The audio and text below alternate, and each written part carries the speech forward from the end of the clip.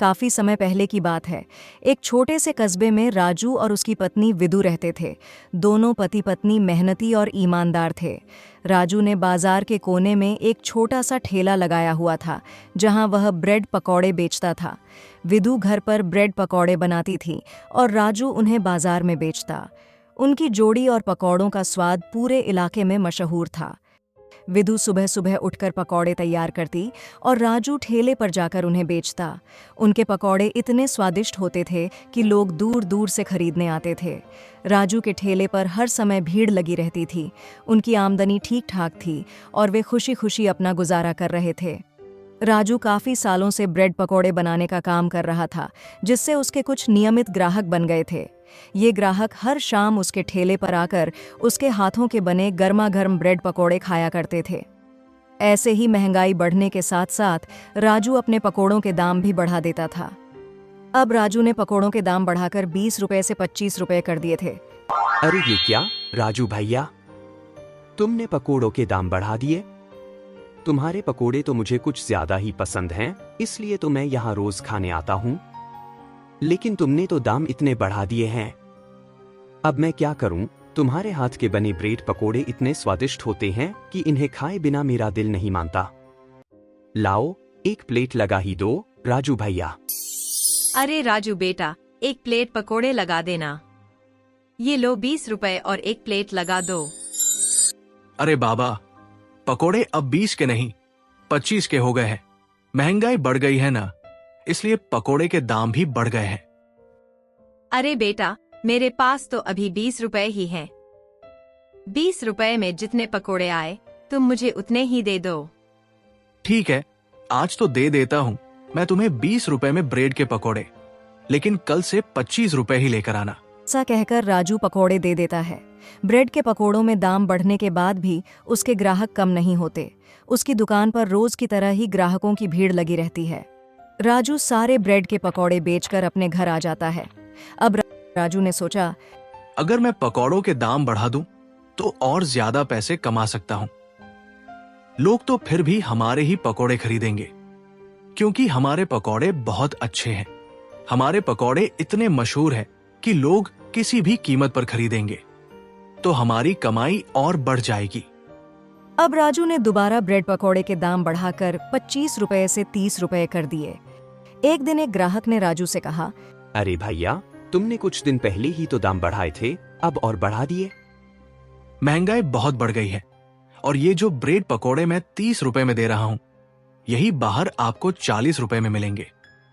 ठीक है भैया, लाओ एक प्लेट लगा दो ब्रेड पकोड़े की। राजू सारे ब्रेड के पकौड़े बेचकर अपने घर आ जाता है। कुछ समय बाद राजू ने सोचा, अगर मैं सस्ती सामग्री इस्तेमाल करूं तो मुनाफा और बढ़ जाएगा। इस तरह राजू सुबह दुकान पर जाता है और ताजी ब्रेड की जगह बासी ब्रेड और बासी सब्जी लेकर आता है। वह अपनी पत्नी विधु को सामग्री देकर कहता है, ये लो विधु, इनसे ब्रेड पकौड़े बना दो। विधु चौंक कर कहती है, क्या इन बासी सब्जियों और ब्रेड से ब्रेड के पकोड़े बना दूं? ये कैसी बात कर रहे हैं आप? आप बेकार ब्रेड के पकोड़े कैसे बनवा सकते हैं? ब्रेड के पकोड़े तो ताजी ब्रेड और ताजी सब्जियों से बनते हैं। ये ब्रेड तो काफी महीनों पुरानी लग रही है। ओहो, तुम ज्यादा बातें मत करो, तुम बस ब्रेड के पकोड़े बनाने पर ध्यान दो। राजू के कहने पर विधु पकौड़े बना देती है, लेकिन नाराज होकर कहती है, देखिए, आपके कहने पर मैंने पकोड़े तो बना दिए हैं, लेकिन मुझे लगता है ऐसा करना ठीक नहीं है। ज्यादा पैसा कमाने के लिए ग्राहकों के साथ बेईमानी करना सही नहीं है।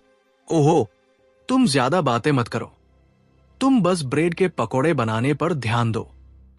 राजू उसकी बात अनसुनी कर बाजार में पकौड़े बेचने चला जाता है। वहां एक नियमित ग्राहक कहता है, अरे राजू भैया, आज आपके पकोड़ों में वो मजा नहीं जो रोज आता था। आज कुछ चीज डालना भूल गए हैं क्या? अरे नहीं, पकोड़े तो वैसे ही बने हैं जैसे रोज बनते हैं। तुम्हारा मुंह का स्वाद खराब होगा आज। हाँ, हो सकता है। शायद मेरा ही स्वाद खराब हो गया होगा, वरना रोज तो आपके बनाए पकोड़े बहुत स्वादिष्ट लगते हैं। राजू के रोज के ग्राहक आते हैं, पकोड़े खाते हैं, लेकिन उन्हें पकोड़े ज्यादा स्वादिष्ट नहीं लगते। वे पैसे देते हैं और चुपचाप चले जाते हैं। राजू सारे ब्रेड के पकोड़े बेचकर अपने घर आ जाता है। राजू ने सोचा, चलो, ब्रेड पकोड़े का काम तो ठीक चल रहा है, लेकिन अभी मेरी इतनी आमदनी नहीं हो रही है। शायद मुझे पकोड़ों के दाम थोड़े और बढ़ा देने चाहिए। विधु, विधु इधर आओ। क्या हुआ जी? ब्रेड के पकोड़े के दाम बढ़ाने की सोच रहा हूं। अब से 30 रुपए के ब्रेड पकोड़े की प्लेट 40 रुपए कर रहा हूं। राजू जी, इतना लालच ठीक नहीं है। अगर ग्राहकों ने आना बंद कर दिया ना, तो हमारा ही घाटा होगा। और इन पकोड़ों को बेचकर हम इतना तो कमा ही लेते हैं कि अपना जीवन यापन कर सकें। फिर ये पकोड़े के दाम बढ़ाना ही क्यों? तुम ज्यादा बातें मत करो, बस जैसा कहा है वैसा कर दो। विदु की बात सुनने के बाद भी वह उसकी एक नहीं सुनता और अपनी मनमानी करता है। लालच में आकर वह पकोड़ों के दाम एकदम से बढ़ा देता है। वह ब्रेड के पकोड़ों के दाम 30 रुपए से सीधा 40 रुपए कर देता है। राजू भैया, अभी कुछ दिन पहले ही तो तुमने पकोड़ों के दाम बढ़ाए थे। अभी तो 10 दिन भी पूरे नहीं हुए और तुमने फिर से दाम बढ़ा दिए। राजू भैया, पहले तुम्हारे पकोड़े लाजवाब हुआ करते थे, लेकिन अब इनका स्वाद बिगड़ गया है। अब इनमें वो बात नहीं जो पहले हुआ करती थी, और तुमने दाम भी कितने बढ़ा दिए हैं। भैया, महंगाई बहुत बढ़ गई है। अगर तुम्हें लेना है तो लो, वरना तुम यहां से जा सकते हो। और भी ग्राहक है। हटिए, हटिए यहां से। ऐसी बात है तो मुझे नहीं चाहिए तुम्हारे पकोड़े। रहने दो, मैं चलता हूं। वो ग्राहक नाराज होकर वहां से चला जाता है। राजू ने उसकी बात को हल्के में लिया और सोचा, ये सिर्फ एक ग्राहक की बात है, बाकी लोग तो आते ही हैं। शुरुआत में ग्राहकों को ज्यादा फर्क महसूस नहीं हुआ, लेकिन धीरे धीरे पकौड़ों का स्वाद खराब होने लगा। ब्रेड ताज़ी की जगह बासी होने लगी और तेल को बार बार इस्तेमाल किया जाने लगा। मसाले भी घटिया गुणवत्ता के इस्तेमाल होने लगे। धीरे धीरे ग्राहकों को इसका एहसास होने लगा। इसी बीच कस्बे में सुरेश नाम का एक व्यक्ति आकर बस गया। सुरेश ने राजू के ठेले के पास ही ब्रेड पकौड़े का ठेला लगाना शुरू कर दिया। सुरेश के पास न केवल ब्रेड के पकौड़े थे, बल्कि उसके ठेले पर बहुत तरह के पकौड़े भी थे, जैसे पालक के पकोड़े, प्याज के पकोड़े, मिर्च के पकोड़े और भी कई तरह के स्वादिष्ट पकोड़े। सुरेश के पकोड़े न केवल ताज़े और स्वादिष्ट थे, बल्कि वह केवल उन्हें 25 रुपये में बेचता था। लोगों को सस्ता और स्वादिष्ट विकल्प मिल गया। अब राजू के ठेले पर आने वाले ग्राहक धीरे धीरे सुरेश के ठेले पर जाने लगे। राजू के ठेले पर सन्नाटा छाने लगा। सभी ग्राहक राजू के ठेले को छोड़कर सुरेश के ठेले पर चले जाते हैं। अगले दिन राजू के ठेले पर कोई ग्राहक नहीं आता, जबकि उसके सामने वाले ठेले पर हमेशा भीड़ लगी रहती है। इस तरह रात हो जाती है और राजू का एक भी पकोड़ा नहीं बिकता। वहीं उसके सामने वाले के सारे पकोड़े बिक जाते हैं। राजू अपने ब्रेड पकोड़ों से भरा ठेला लेकर मायूस होकर घर पहुंचता है। राजू घर आकर अपनी परेशानी विदु को बताई। उसने गुस्से में कहा, ये सुरेश मेरे सारे ग्राहक छीन ले गया। लोग उसे ही पसंद करने लगे हैं। विदु ने शांति से जवाब दिया, मैंने आपको पहले ही समझाया था कि लालच करना ठीक नहीं। राजू जी, अगर हमने अपनी गुणवत्ता और ईमानदारी नहीं बदली तो हमारा ठेला बंद हो जाएगा। राजू जी, समस्या सुरेश नहीं है, समस्या आपका लालच है। आपने दाम बढ़ाए, पकोड़ों की गुणवत्ता गिराई और ग्राहकों का विश्वास तोड़ा। अगर हम ईमानदारी ईमानदारी और मेहनत पर लौट आएं, तो लोग जरूर वापस आएंगे। राजू को विदु की बात समझ में आई। उसने फैसला किया कि मैं दोबारा ताज़ी सामग्री का इस्तेमाल करूंगा और पकौड़ों के दाम भी वापस 20 रुपए कर दूंगा।